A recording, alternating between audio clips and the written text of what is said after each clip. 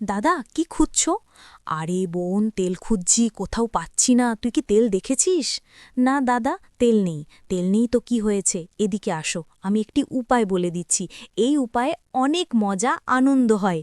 কি উপায় রে বোন, জলদি বল, আমি তো আর পারছি না সইতে। দাদা, তোমার মুখে তো বন্ধুরা, আজকের এই ভিডিওটিতে দেখলে তোমরা হাতের কাজ করতে বাধ্য হবেন। দয়া করে ভিডিওটি সম্পূর্ণ দেখবেন, তা না হলে কিন্তু ঘটনাটির কিছুই বুঝতে পারবেন না। আমি বাংলাদেশের রংপুর জেলার একটি ছোট্ট গ্রামে থাকি। আমার নাম নীলম। আমাদের পরিবারটি খুব সাধারণ। বাবা একজন বাস চালক এবং মা সংসার সামলান। আমার বড় ভাইয়ের নাম আকাশ। তিনি আমার চেয়ে কয়েক বছরের বড়। আমার বয়স এখন ১৯ বছর, আর ভাইয়ার বয়স ২৪। তিনি ঢাকায় একটি গার্মেন্টসে চাকরি করেন। সাপ্তাহিক ছুটির দিনে, বিশেষ করে শুক্রবারে, তিনি আমাদের গ্রামের বাড়িতে চলে আসেন। আমাদের বাসাতে মাত্র ৩টে ঘর রয়েছে। একটি রুমে আমার বাবা মা থাকেন এবং আরেকটি রুমে আমার কাকা কাকি থাকেন, আর আরেকটি রুমে আমি এবং ভাইয়া থাকি। প্রতিবার ভাইয়া গ্রামে এলে আমরা দুজন অনেক সময় একসাথে কাটাই। পড়াশোনা, গল্প, আড্ডা কিংবা গ্রামের চারপাশে ঘুরে বেড়ানো, সবকিছুতেই ভাইয়া আমার সঙ্গী। আমি ছোট থেকে ভাইয়ার খুব কাছের, তাই ওর সঙ্গে আমার একটা বিশেষ বন্ধন তৈরি হয়েছে। সেই কারণেই যে কোনো সমস্যা হলে আমি প্রথমেই ভাইয়ার কাছে ছুটি, আর ভাইয়াও সবসময় চেষ্টা করে আমাকে সাহায্য করার। একদিন ভাইয়া ছুটিতে বাড়ি এলো। সারাদিনের ক্লান্তি নিয়ে ও আমার সাথে গল্প করতে বসল। হঠাৎই আমার দিকে তাকিয়ে হাসল। কিছুক্ষণ নীরবে তাকিয়ে থেকে বলল, নীলম, তুই তো অনেক বড় হয়ে গেছিস। আগের মতো ছোট্ট মেয়েটা আর নেই। এখন তোকে দেখে গর্ব হয়। তুই সত্যিই অনেক পরিণত আর সুন্দরী হয়েছিস। ভাইয়ার কথায় আমি একটু লজ্জা পেলাম, আবার ভেতরে ভেতরে আনন্দ হল।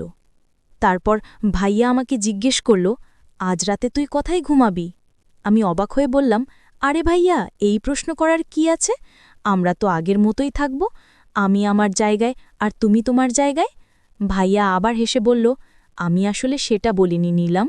আমি বলতে চাইছিলাম, আমি যখন ছুটিতে আসি তখন তোকে সবসময় মেঝেতে ঘুমাতে হয়, আর আমাকে বিছানায় রাখিস। এটা একদম ঠিক না। আমি চাই তুইও আমার মতো আরামে ঘুমাস। তারপর ভাইয়া হেসে বলল, আজ থেকে ছুটি আসলে আমরা রাতটা একসাথে কাটাবো, কিন্তু এবার নতুন নিয়ম। তুই আর আমি গল্প করতে বসবো বিছানায়, আর গল্পের মধ্যেই আমাদের ছোটবেলা আর গ্রামের সব মজার ঘটনা মনে করব। আমি হেসে বললাম, ঠিক আছে ভাইয়া, তাহলে রাতটা সত্যি আরও মজাদার হবে। রাতটি শুরু হলো গল্প আর হাসির ছোঁয়ায়। আমরা দুজন ছোটবেলার কৌতুক, স্কুলের দুষ্টুমি আর গ্রামের মজার স্মৃতি নিয়ে গল্প করতে করতে সময়টা অজান্তেই কেটে গেল।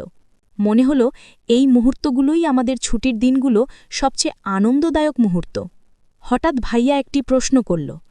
একটু হেসে বলল, নীলম, তুই কি কখনো কোনো ছেলের সঙ্গে প্রেম করেছিস বা কারোর সঙ্গে ভালো লাগার অনুভূতি পেয়েছিস? আমি একটু লজ্জায় তাকিয়ে রইলাম, কিন্তু মনে হলো ভাইয়া শুধু আমার সম্পর্কে জানতে চাইছে, আমার নিরাপদ ভাবনা ও অনুভূতিগুলো বুঝতে চাইছে। আমি ধীরে ধীরে উত্তর দিলাম, না ভাইয়া, এখনও কাউকে নিয়ে এমন কোনো অনুভূতি হয়নি। আমি এখন পড়াশোনা আর পরিবারের উপর মনোযোগ দিতে চাই।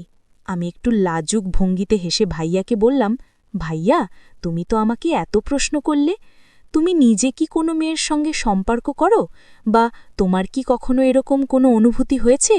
ভাইয়া আমার দিকে তাকিয়ে হালকা হেসে বলল, না রে নীলাম, আমি এখনও তেমন কিছুতে যাইনি। আমি এখন নিজের কেরিয়ার আর কাজের দিকেই মনোযোগ দিচ্ছি। ঢাকায় থাকি, কাজের ব্যস্ততা থাকে, তাই এসবের সময় হয় না। তাছাড়া আমি চাই আমার জীবনটা আগে স্থির হোক, তারপর এসব নিয়ে ভাবব। রাত গভীর হল, আর আমরা দুজন গল্প করতে করতে ক্লান্ত হয়ে গেলাম। ধীরে ধীরে আমি এবং ভাইয়া শুয়ে পড়লাম। বিছানায় শুয়ে শুয়ে আমরা দিনের সব গল্প আর স্মৃতিগুলো মনে মনে ভাবছিলাম। নীরবতায় ঘরটা শান্ত, আর মনে হলো এই মুহূর্তগুলোই আমাদের পারিবারিক বন্ধনের সবচেয়ে মূল্যবান স্মৃতি। রাতের এই শান্তি যেন আমাদের হৃদয়কে আরও কাছে এনেছে এবং আমাদের সম্পর্ককে আরও মজবুত করেছে। পরের দিন সকালে সূর্যের আলো ঘরের ভেতরে ঢুকতে শুরু করল। আমরা দুজন ধীরে ধীরে উঠলাম। ভাইয়া কফির গ্লাস হাতে নিয়ে বলল, নীলম, কাল রাতে তোমার সাথে গল্প করতে করতে সময়টা একদম অজান্তেই চলে গেল। এই ছুটির দিনগুলো সত্যিই অন্যরকম আনন্দ দেয়। আমি হেসে উত্তর দিলাম, ভাইয়া, সত্যি গ্রামের এই শান্ত পরিবেশ আর আমাদের গল্পগুলো একদম বিশেষ মনে হলো। আমি চাই সব ছুটির দিনই এমন আনন্দময় হোক। ভাইয়া আমার কথায় মৃদু হেসে মাথা নেড়ে সম্মতি জানালো। মনে হলো আমাদের এই সম্পর্ক আর আমাদের গ্রামের ছোট্ট মুহূর্তগুলোই আমাদের জীবনের সবচেয়ে মধুর স্মৃতি হয়ে থাকবে। সকাল থেকে আমরা গ্রামের চারপাশে বের হয়ে ঘুরতে শুরু করলাম।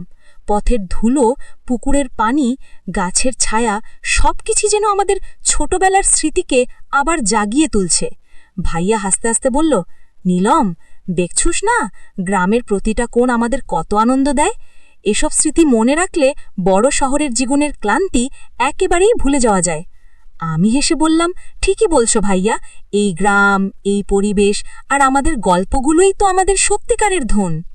হঠাৎ করে সেই দিনই ভাইয়া আমাকে কিছু বলতে চেয়েছিল, কিন্তু ঠিক সেই সময় তার অফিস থেকে একটি কল আসলো। কলটি পাওয়ার পর ভাইয়াকে দ্রুত যেতে হলো। আমি তাকিয়ে থাকলাম, মনে হলো ওর মুখে যা বলতে চেয়েছিল তা ছায়ার মতো অর্থেই রয়ে গেছে।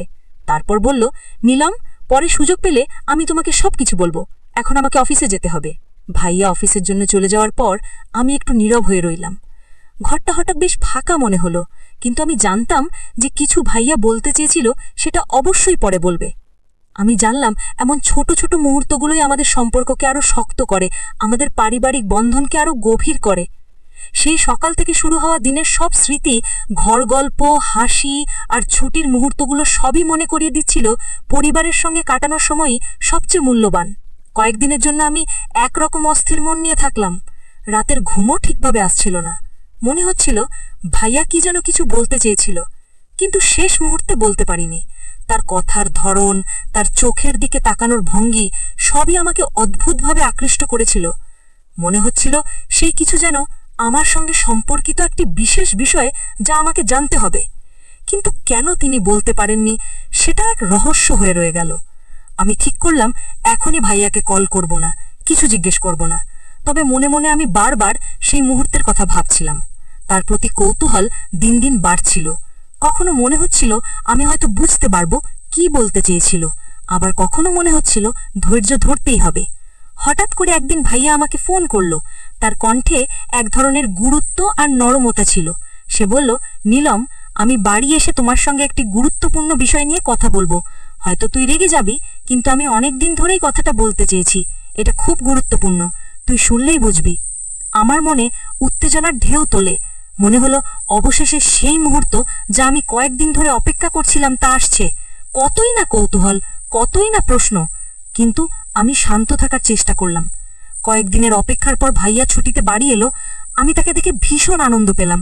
সঙ্গে সঙ্গে আমি বললাম, ভাইয়া বলো তো যেটা বলতে চাচ্ছ।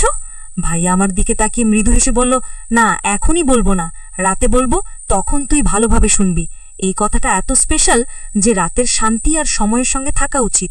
তখন আমি বুঝতে পারলাম ভাইয়া কেবল আমাকে কিছু জানাতে চায় না, সে চাইছে আমরা এই মুহূর্তের পুরো গুরুত্ব অনুভব করি। মনে হলো রাতের জন্য আমাদের কাছে আরো কিছু বিশেষ মুহূর্ত বাকি আছে, যা আমাদের ছুটির দিনটিকে আরো আনন্দময়, রহস্যময় এবং স্মরণীয় গড়ে তুলবে। রাতের অপেক্ষায় আমি ধীরে ধীরে সেই মুহূর্তের কল্পনা করতে লাগলাম। তো বন্ধুরা, আপনারা অবশ্যই এই চ্যানেলটি সাবস্ক্রাইব করে পাশে থাকা অল নোটিফিকেশন অন করে রাখবেন। আর আগে থেকে যারা এই চ্যানেলটি সাবস্ক্রাইব করে রেখেছেন আপনাদেরকে জানাচ্ছি অসংখ্য ধন্যবাদ। তো বন্ধুরা, আজকের মতো ভিডিওটি এখানেই শেষ করছি। দেখা হচ্ছে পরবর্তী নতুন কোনো ভিডিওতে। ভালো থাকবেন সবাই।